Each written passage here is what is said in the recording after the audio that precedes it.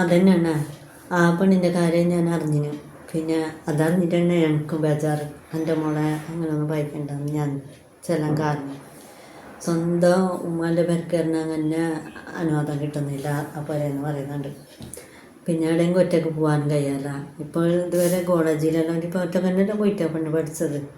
അങ്ങനെ ഒരു സ്വാതന്ത്ര്യം ഇല്ല. ഒറ്റയ്ക്ക് പോകുമ്പോൾ അതിലെ പോയില്ല പോവും, ഓറെ കാണുന്ന ഓറെ കാണുന്ന ഓരോടും കൊണ്ടാൻ കഴിയുക. പിന്നെ ഫോൺ വിളിക്കാൻ കഴിയാല. സ്വന്തം ഫോൺ പോലും ഉണക്ക് കൊടുത്തിട്ടില്ലല്ലോ.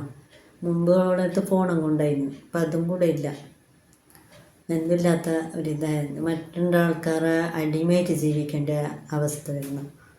അങ്ങനെ എന്തിനും അടിമയായിട്ട് ജീവിക്കാൻ നമ്മൾ മക്കളെ പോറ്റുന്നത്? ഒരാളെ അടിമയായിട്ട് ജീവിക്കാനാണ് നമ്മൾ മക്കളെ കഷ്ടപ്പെട്ട് വളർത്തിയിട്ട് വലുതാക്കുന്നത്. ഒരാളെ അടിമയായിട്ട് ജീവിക്കാൻ വേണ്ടിയിട്ട് നമ്മൾ വളർത്തി വലുതാക്കണ്ട. ഇങ്ങനെ അവരെ സ്വാതന്ത്ര്യത്തിൽ ഒരു ജീവിക്കാൻ നമ്മൾ വിട്ടുകൊടുക്കണം അവർക്ക്. അവർ ബുദ്ധിയില്ലേ, അവരെത്രയും കാലം ആ പെണ്ണ് ഇത്രയും കാലം പഠിച്ചിട്ട് നല്ല രീതിയിൽ നല്ല അച്ചടക്കത്തോടെ പഠിക്കാൻ പോയിട്ടും പഠിച്ചിട്ട് വന്നത് ആ പെണ്ണ്. ഇപ്പോൾ മംഗലം കഴിഞ്ഞിട്ട് പോയിട്ട് നമുക്ക് ആടെത്തുമ്പോൾക്ക് ആ പെണ്ണിന് ഒറ്റക്കടയും പോകാൻ പറ്റില്ല. ഒറ്റയ്ക്ക് പോകണ്ട, അതിന് കൊണ്ടാക്കിക്കൂടെ, എന്നാലും കൊണ്ടുവന്നൂടെ. ഇവിടെ വന്നാൽ കൊണ്ടുവരാൻ ആളില്ല, കൊണ്ടുവരണം. അന്നെങ്കിലും അതിനൊരു മാസത്തിലൊരിക്കൽ അതിൻ്റെ ഉമ്മാൻ്റെ അവിടെ പോകാനും വരാനും അതിനൊരു സ്വാതന്ത്ര്യമില്ല. ഒരു കെട്ടിയിട്ട പോലെയാണ് അവിടെയുള്ളത് തന്നെ. അതന്നെയാണ് ഓരോരുത്തർ പെണ്ണുമക്കൾ വലുതാകുമ്പോഴത്തേക്ക് ഇരിക്കുന്നതെന്ന്. അതിപ്പോൾ കെട്ടിച്ചിട്ടേക്കണം, വ്യവസായം വെക്കാൻ കഴിയില്ല, കെട്ടിച്ചിട്ടേക്കണം. കെട്ടിക്കാൻ വേണ്ടിയിട്ട് മാത്രമായിരുന്നു നമ്മൾ മക്കളെ വളർത്തേണ്ടത്. നമ്മൾ മക്കൾക്ക് എല്ലാ സ്വപ്നവും അവർക്ക് ഉണ്ടല്ലോ. ഒരാളെ എങ്ങനെ വേണമെന്നും എങ്ങനെ ജീവിക്കണമെന്നും എല്ലാം ഓർക്ക് ഓരോ സ്വപ്നങ്ങളും ആഗ്രഹവും മോഹങ്ങളെല്ലാം ഓർക്കില്ലേ. അതെല്ലാം തല്ലി തകർത്തിട്ട് നമ്മൾ ഒരാളെ കൂടെ വിട്ടയക്കുമ്പോൾ ഓർക്കുണ്ടാകുന്നൊരു സങ്കടവും ഓർക്കുണ്ടാകുന്ന ഒരിതും, ഞാൻ എന്തിന് പെണ്ണായിട്ട് ജനിച്ച് എന്നുള്ളൊരു തോന്നൽ ഓർക്കുണ്ടാകുന്നില്ലേ. അതാണ് ജീവിതത്തിലേക്ക് നമുക്കൊരു ശാപം പോലായിട്ട് തീരുന്നത്. ആ ഒരു തോന്നൽ അവർക്ക് നമ്മൾ കൊടുക്കുന്നൊരു വിശ്വാസവും സ്വാതന്ത്ര്യവും, അതാണ് ഓർക്ക് ഏറ്റവും വലിയ രക്ഷ. നമ്മൾ ഓർക്ക് കൊടുക്കുന്ന വിശ്വാസം, ഓറിൽ നമ്മൾക്ക് വിശ്വാസം ഉണ്ടെങ്കിൽ അവർ എത്രയും നന്നായിട്ട് ജീവിക്കാൻ പറ്റും. നമ്മൾ മാതാപിതാക്കളല്ലേ മക്കളെ നന്നായിട്ട് കെയർ ചെയ്യേണ്ടത്. നമുക്ക് കെയർ ചെയ്യാനും നമുക്ക് അവരെ ആശ്വസിപ്പിക്കാനും ഒന്നും കഴിയുന്നില്ല എന്നുണ്ടെങ്കിൽ നമ്മൾ മാതാപിതാക്കളായിട്ട് എന്തിനും ജീവിച്ചിട്ട് കാര്യം. നമ്മൾ കെട്ടിച്ചയക്കാൻ വേണ്ടിയിട്ട് മാത്രം മക്കളെ പെറ്റ് വളർത്തിയാൽ മാത്രം മതിയാണ്. അതന്നെയാണ് മക്കളെ പിന്നെ നമുക്ക് അവരെ ആഗ്രഹം സാധിക്കാൻ കഴിയുന്നില്ല എന്നുണ്ടെങ്കിൽ നമ്മൾ മക്കളെ വളർത്തിയിട്ട് എന്ത് കാര്യമുള്ളത്? ഒരാഗ്രഹത്തിന് നമുക്ക് നിൽക്കാനും പറ്റണം, അവരെ നിയന്ത്രിക്കാനും അവരെ സംരക്ഷിക്കാനും എല്ലാറ്റിനും നമുക്ക് പറ്റണം. അല്ലാതെ ഉമ്മ ഉപ്പ എന്ന് പറഞ്ഞിട്ട് കാര്യമില്ലല്ലോ. മക്കളെല്ലാ കാര്യത്തിനും ഉത്തരവാദിത്തോടെ നേരിടാൻ നമുക്ക് പറ്റണം. ആ പറ്റുന്നില്ല എന്നുണ്ടെങ്കിൽ നമ്മൾ ഉപ്പ ഉമ്മ എന്ന് പറഞ്ഞിട്ട് എന്ത് കാര്യവും ഇല്ല. അതിന് എല്ലായിടത്തും സംഭവിക്കുന്ന സംഭവം ഇപ്പം അങ്ങനെ.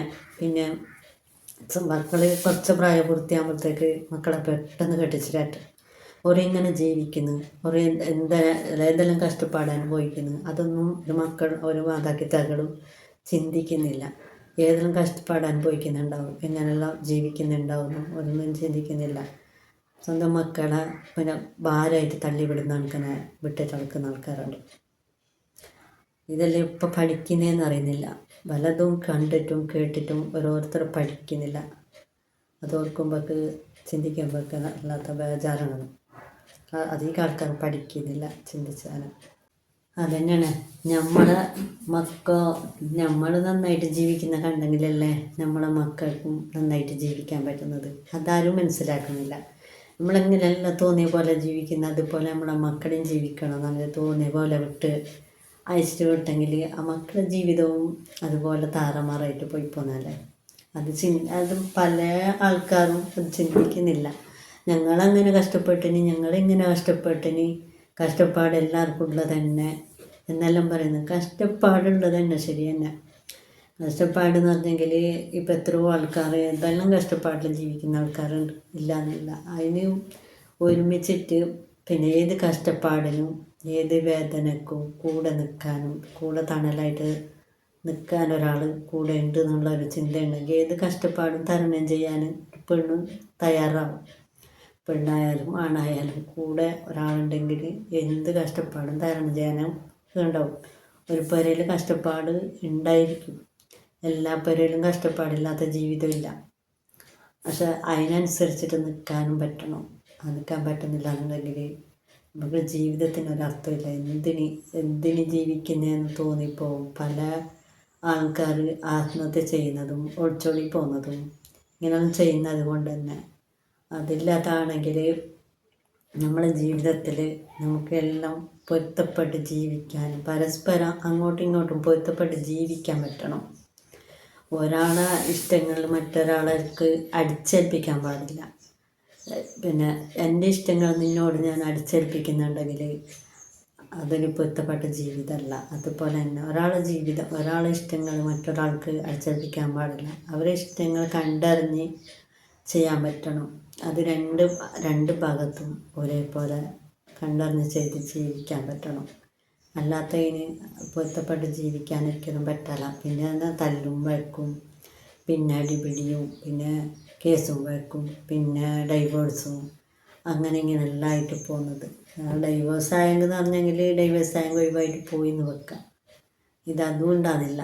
പല ആൾക്കാരും ഒന്നും അറിയാത്ത പെരക്കാരെ പേടിച്ചിട്ട് മറച്ച് വെച്ചിട്ട് നിന്നിട്ട് ലാസ്റ്റ് ആത്മഹത്യ ചെയ്യുന്നതും ഇങ്ങനെയെല്ലാം ചെയ്യുന്നത്. ഇതെന്തിന് ദുനിയാവ് ഇങ്ങനെ ജീവിതം കൊണ്ടെത്തിക്കുന്നതെന്നും